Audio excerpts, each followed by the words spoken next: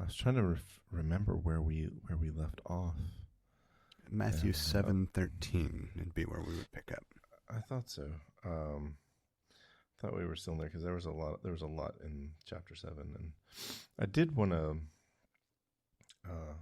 if you would oblige, I do want to insert just another little interjection. That would be, I guess, it would be timely as we record. I don't, so I can give some a frame of references. I know based on how we're releasing these, but as we record, it's the 7th of November, and some of these statistics were from the 3rd of November, and just want to put this out there as we start. And it is about continued. I'm not sure what the word I'm looking for here is, but just about the Palestinian oppression that's occurring these days, and these statistics came from Mahmoud al-Hammoud. He's the Jordanian delegate to the United Nations, and he pointed out that during the Ukraine war, the 20 months that has gone on, which, geez, I can't believe it's been that long, but he pointed out that the loss of all life is tragic and unacceptable. But he pointed out that during the 20 months of the Ukraine war, 600 children have been killed. And in the Israeli-Palestinian war, in less than 4 weeks, over 3,700 children, Palestinian children, have been killed. And in the same time, 9,600 civilians have been killed in Israelis and Palestinians. And in the Ukraine war, 9,700, in 20 months' time, 9,700 civilians have been killed. Does it also, sobering numbers or somber numbers regardless, but does it also give how many Israeli children potentially have been killed, or just the Palestinians? In the statistics that I saw, he did not give Israeli children. I don't know the numbers. I certainly didn't research them, but I know there was an article right at the outset when the hostages were taken, or when the initial hostages were taken, where parents were sharing pictures of kids who were a part of that group. And I certainly don't think it was overly high as far as the numbers go in comparison to like the number of Palestinians referenced. But I was just curious if those numbers were in those statistics as well or not. Yeah, it's at this point, I don't know either. And at the end of the day, it doesn't really matter if the children are Israeli or Palestinian. That's just too many dead children. Agreed. The only reason I even asked this was because you specifically stated Palestinian children, and so I just wanted to make sure that distinction, whether that distinction was there. Yeah. Anyway, I just think on that. Yeah, it's somewhat mind-boggling to think about the numbers. Really, how many times have we looked at a mass shooting in the States and thought about the tragedy of what that entails, and the numbers are nowhere near that high. And it's still, it's tragic regardless, even if it's just one. But it's gut-wrenching when you're talking about a dozen, much less hundreds. On top of that, it's like we're about to give another over $14 billion to Israel, the United States. We've given them $6 billion already. We're giving them another 14. Incidentally, $20 billion is the number it would take to solve homelessness in this country. We handed out $21 million to people's who were their houses were destroyed in the fires in Maui. It was going to take $5.5 billion to rebuild, just to rebuild everything. We gave them, $21 million. Called it a day, and we're forking over $20 billion to Israel. Priorities are askew if it hasn't been clear. But let's talk about the words of a Jewish carpenter now. Let's talk about the words that show how off-kilter priorities are. Right. Yeah, you said we left off with 7:13. That's where we are to pick up.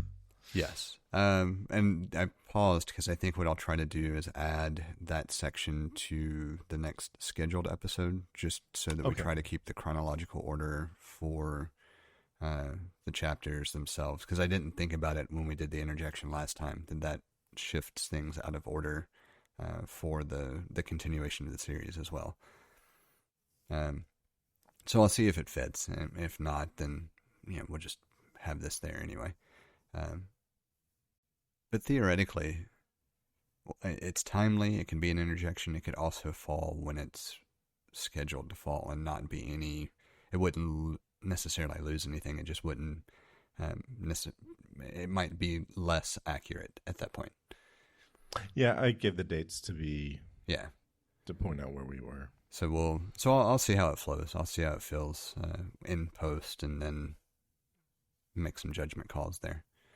But yeah, as far as our series goes, we pick up in the good book of Matthew that we still haven't made it out of after a handful of episodes. Chapter 7, verse 13. I do like this section, though. Just putting that out there. I do too. I think it's applicable in a lot of different. I think it's applicable to so much of life, actually.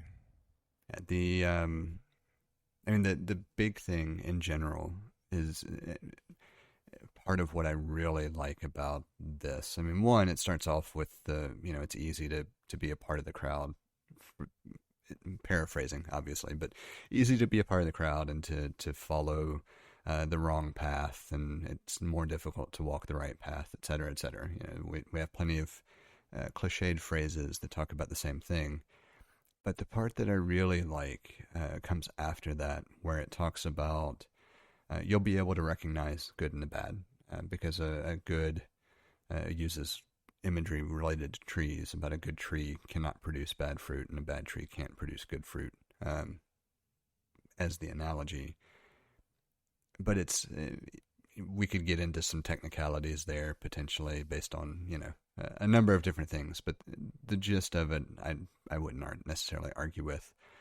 But it's the part right after that people like to ignore, and it's the part that I'd want to spend a little more time emphasizing, because it's the part that I think we see play out over and over and over in the way people behave, where I was actually just thinking about this phrasing today about how people will talk the talk, but as soon as you ask them to walk the walk, they do everything they can to avoid a misstep that would be on the right path, kind of thing. And that's what this next section talks about, which is there will be people who claim to, in this framework, in this context, know the Lord, and he will say, of course, I don't know you, get away, because of the fact that they would talk the talk or proclaim things, but they wouldn't behave in a way that matched that. You can be as boastful as you want about how virtuous and good you are, and how you ascribe to and follow Christian values and ideals, and you read your Bible and pray, and you go to church and you do all these different things. But if you're not actually being a decent person, you're done. It doesn't match. You are not a Christian.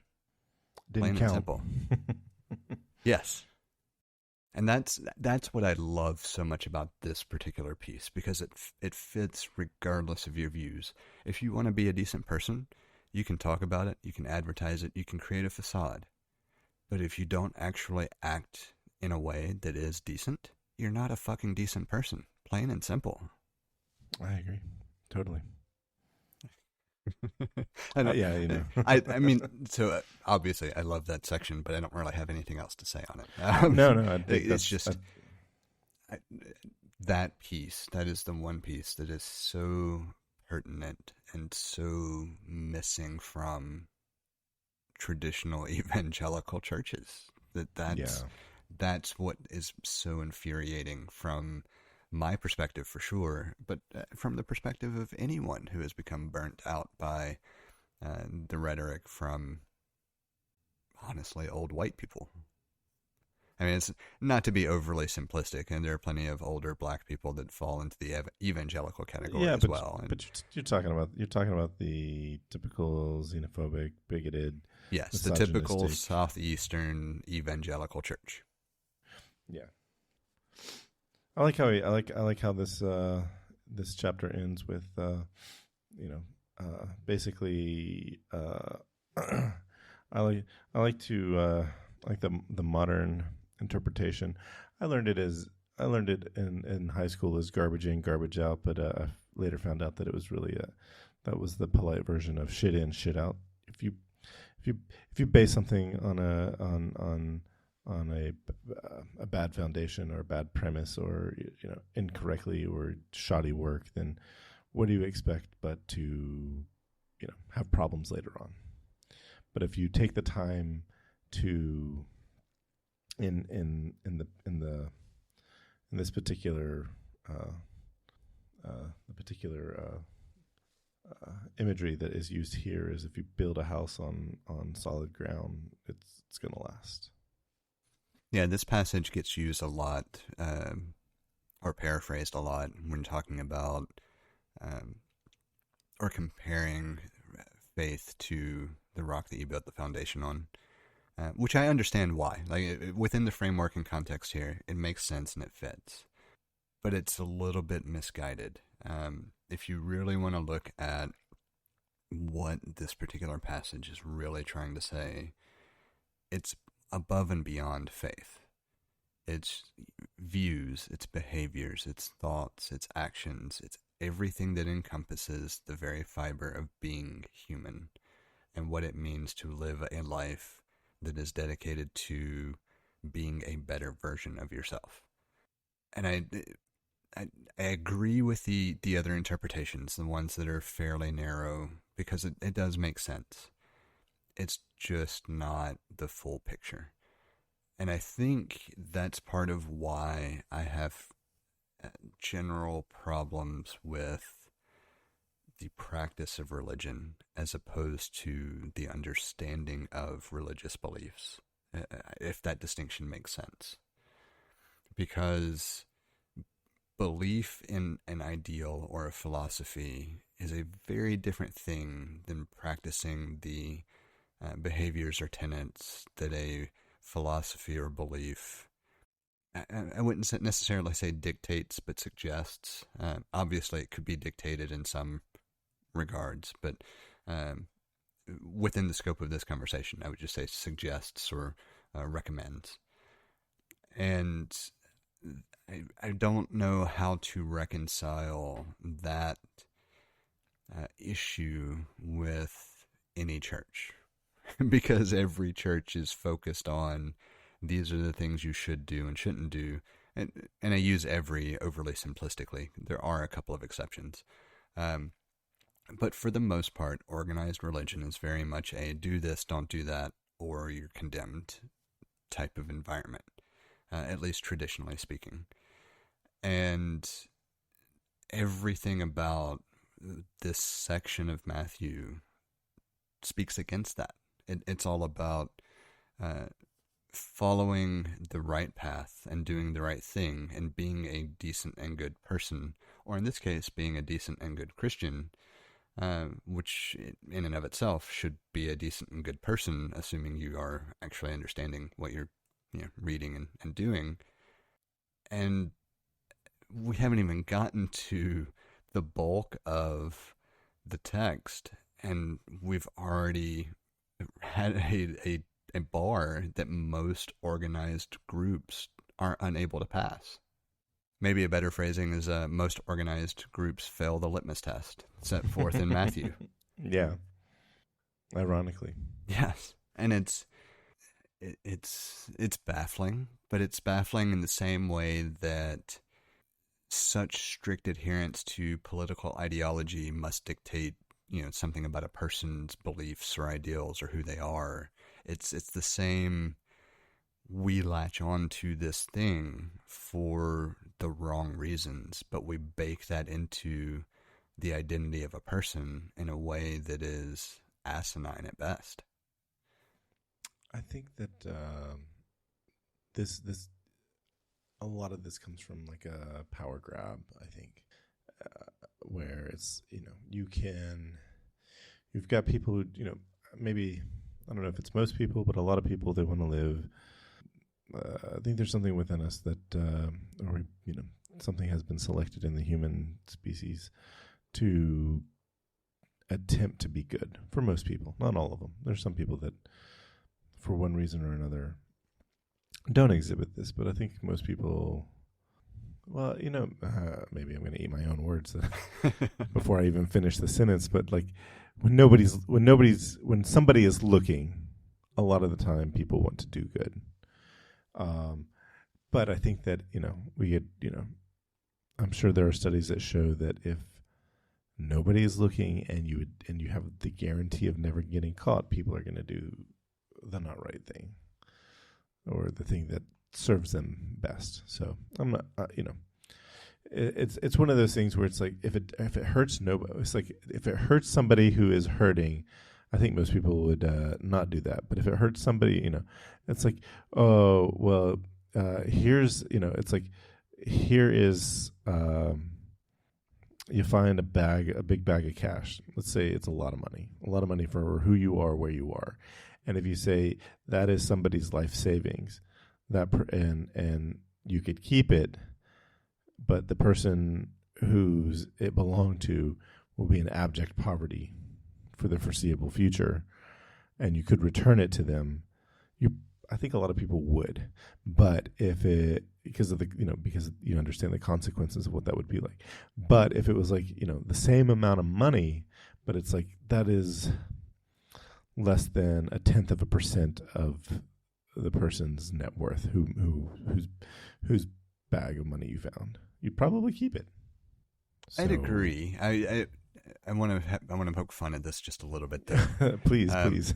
Because you know what, John? There are a couple of really wise individuals who talked about something similar on a podcast using a shopping cart as a litmus test. Right. No, I agree. And the whole time that you were talking about it, there was nothing about it I disagreed with, other than I'm not sure I agree that a large percentage of people inherently want to do something good. And it goes back to the shopping cart analogy that we talked about before. But I do think it's more nuanced than I'm making it out to be. Because when you're talking about something like money, where the difference between, it's going to cause this person to starve to death, for example, and lose everything because it was everything they had, as opposed to a day's profits for a corporation. There's a certain weightiness to it that I do agree factors into most people's calculations. And so comparing it to the shopping cart thing is not fair, because the shopping cart thing was very much there are no consequences, and there cannot be consequences other than whether you feel that there are consequences for yourself personally, and that was why we discussed it in the way we did. But it does fit, both examples fit very much in line with this idea of it's difficult to walk the right path. It's a lot easier to take the less righteous option.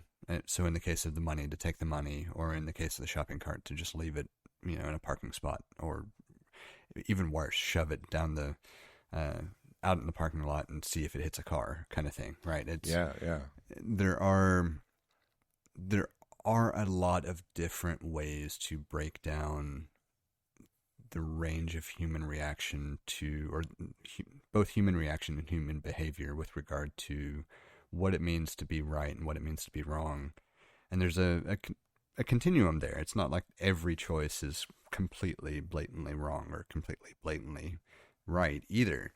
But it's almost, in almost every conceivable way, easier to not take the right path than it is to take the path of least resistance, maybe is a good way to phrase it. And I think that's a good way to paraphrase what this section of Matthew talks about as well, in addition to using the examples that that we've discussed with the money in the shopping cart. Yeah, I think even to flip morality on its head, I think that I'm reminded of a line from a movie about not taking. This is in reference to the sucker at the table at a card game, and it's like not taking that sucker's money would be immoral. And so it made me think, is like if you could somehow,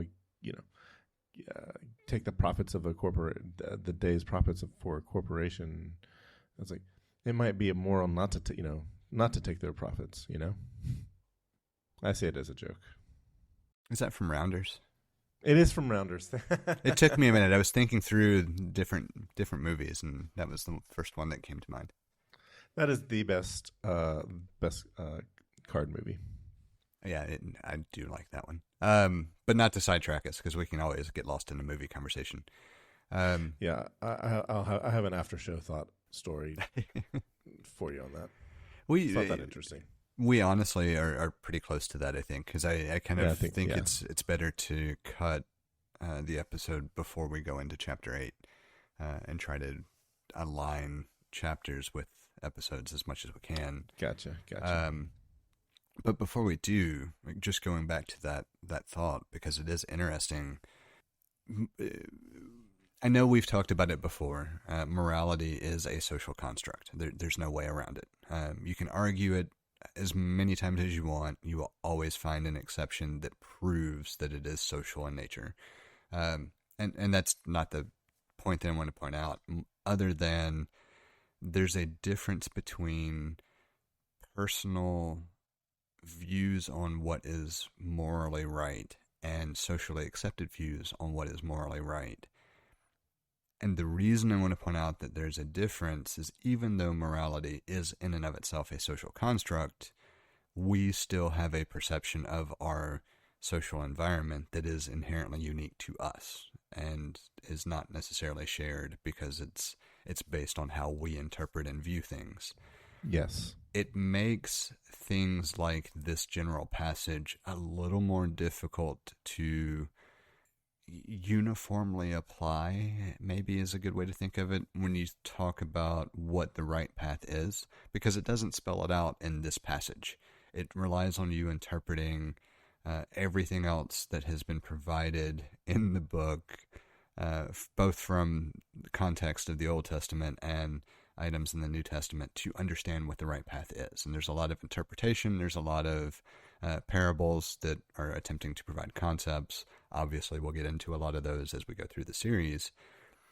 But at the end of the day, doing the right thing pretty much always equates to loving others, empathizing with others, and trying to make everything around you a little bit better.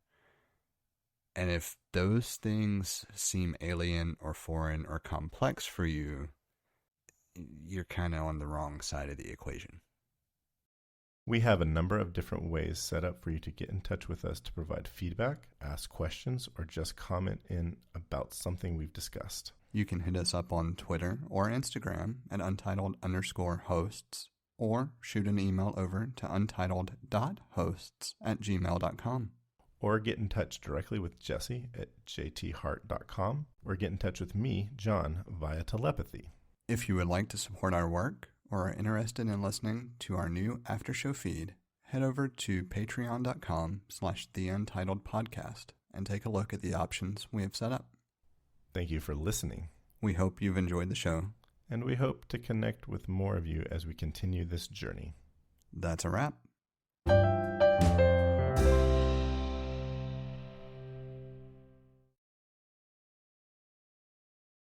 Do you want to do the after show item first and then jump into the next one? Yeah. Or Yeah, I can tell you it's not that interesting, but but I'm going to tell you anyway.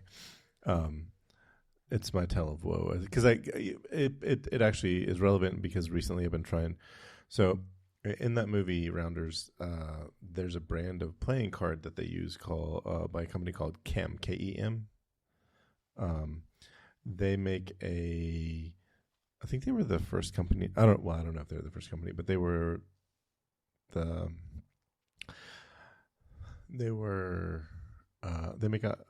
cards that they make are 100% plastic. So they, as long as you don't bend them, you can flex them pretty. I think you can like put them end to end, and they won't bend, and they'll go back into a flat shape, and they're really nice playing cards. I bought some. You can't at the time. I don't think that I could buy a single deck of them. I had to buy a double deck. So I got the two.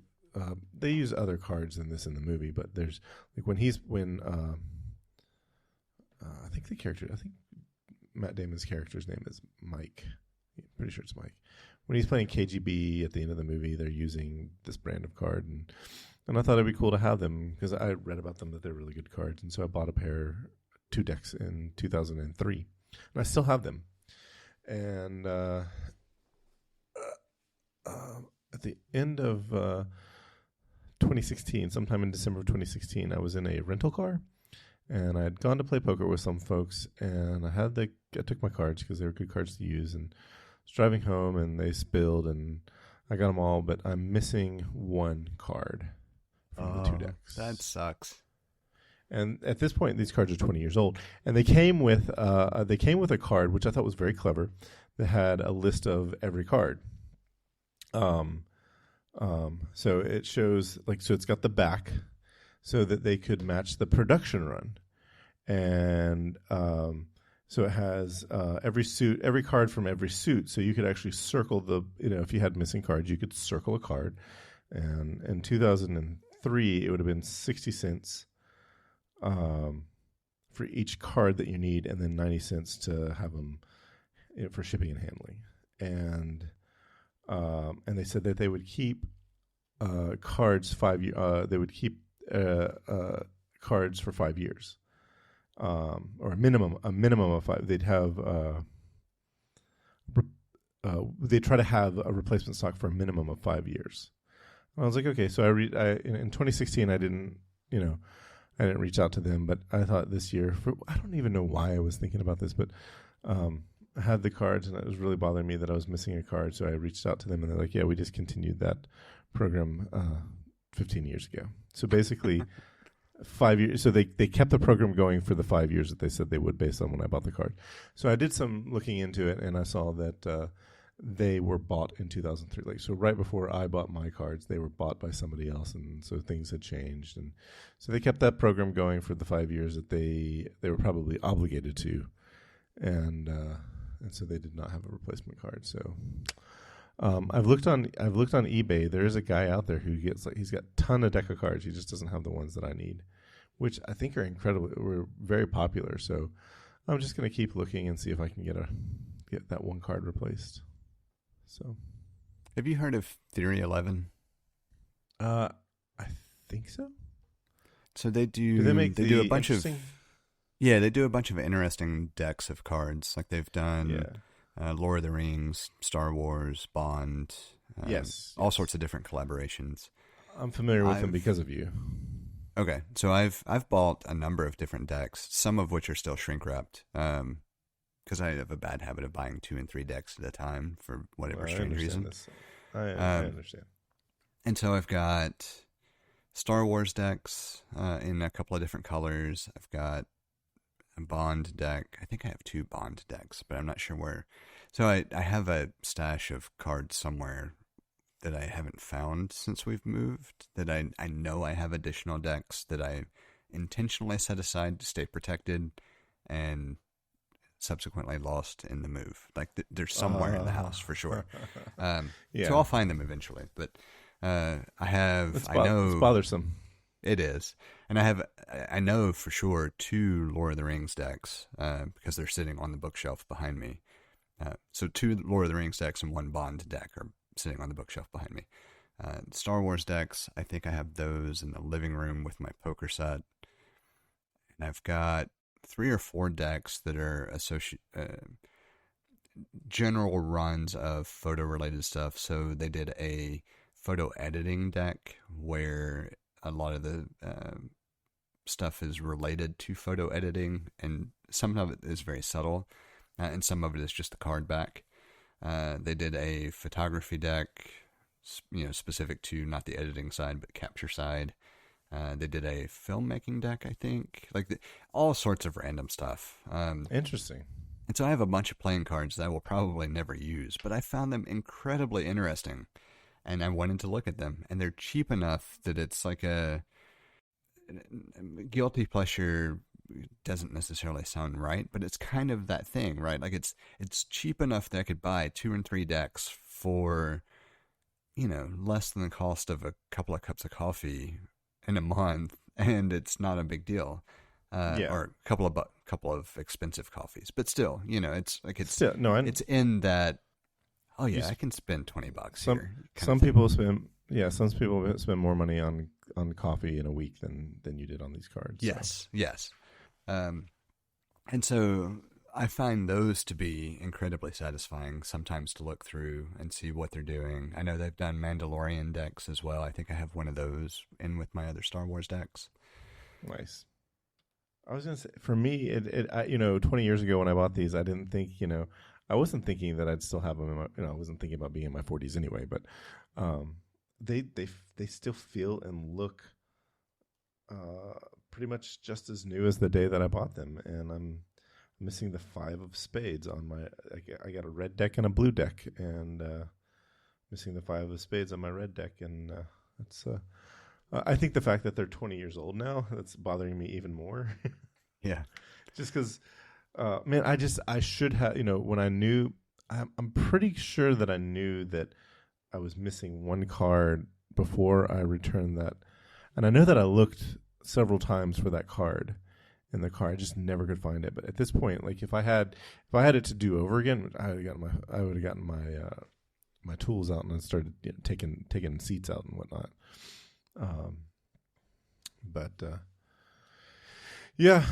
That was my.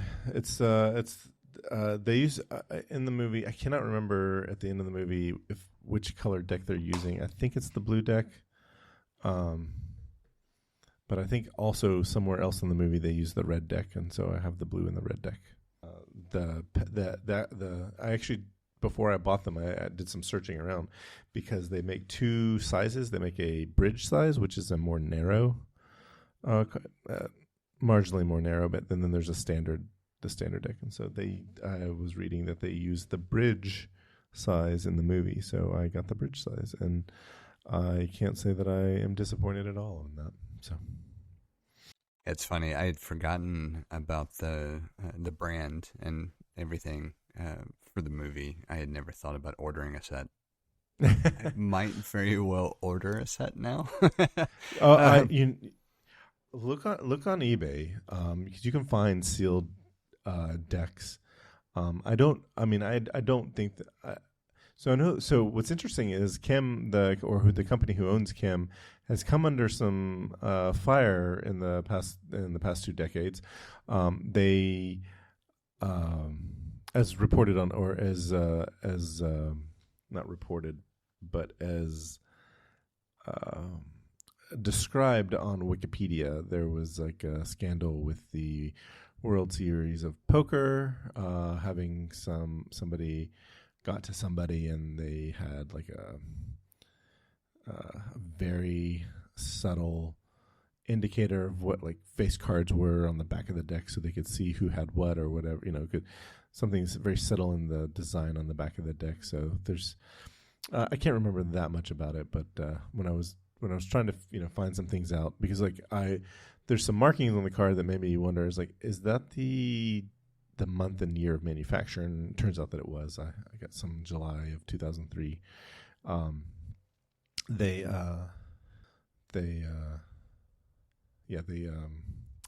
had some controversy over the last couple of decades. Another deck of cards I got that I thought were interesting. Same kind of made of plastic, so you spill water on them or whatever, you're not going to mess them up, and you can just wash them off. And our deck of cards made by I don't know if the company is called Air Deck, but the cards are called Air Deck, and they are half the width of standard playing cards, so that you could easily travel with them, pull them out on a plane or something, or pull them out while you're out. Not that a regular deck of cards is that hard, but they were kind of interesting. Yeah, it's a gimmick, but it's a neat gimmick. They're surprisingly just as easy to shuffle. Yeah, I don't know how many decks of cards I have anymore, and it's kind of funny. So I used to play poker pretty regularly before I moved from Georgia, and we had a group that would get together weekly or every other week at a minimum, and we did $20 buy-in. You had the option to do a $10 rebuy. But that was it. You were absolutely capped at that, so we wouldn't allow anything further. And we would play most of the time Hold'em, but we could change it up sometimes. And we had a blast. It was just good fun, and you would, over the course of a year, tend to break even. Some people would take home more than others, for sure. But when you counted all the alcohol you could consume and food and everything else, depending on what was provided, like, you're breaking even for sure. Or, well, if you're not hosting, you're breaking even. I'll put it that way. And I kind of missed that, actually. Like, I enjoyed playing poker pretty regularly, and we haven't done so since I moved. But we've been playing more just random card games as a family. Spoons being one of the ones that has been fairly common. I don't know if you're familiar. I've heard of it, but I'm not sure if I know it. I could not explain the rules. I had to have them explained to me, and I said, okay, whatever, and followed suit. But just random card games. Unintended. Yeah. So random card games have been a thing that have cropped up, and I've got easily 4 or 5 decks that are for general family use that don't touch all of my special decks. But I would like to get a nicer poker set. The one I have is nice enough. It's got nice heavy chips at least. But I've seen a few that have caught my eye that are pirate themed and inspired, that are really neat looking. And so you have like gold and silver and bronze coins, like they're nice heavy metal coins. I don't think the cards are overly well designed. I think the cards are your fairly typical bicycle cards, just maybe with a theme. And so my thought would be I would put together like the chip set that is really good and nice with some good plastic cards, and kind of mix and match and create my own thing. But I haven't done it because I haven't played poker with a group of people in I don't know how long. And I don't know for sure that I would organize it and do it, even though I would like to now. It's a lot of work to put all that together. So it is.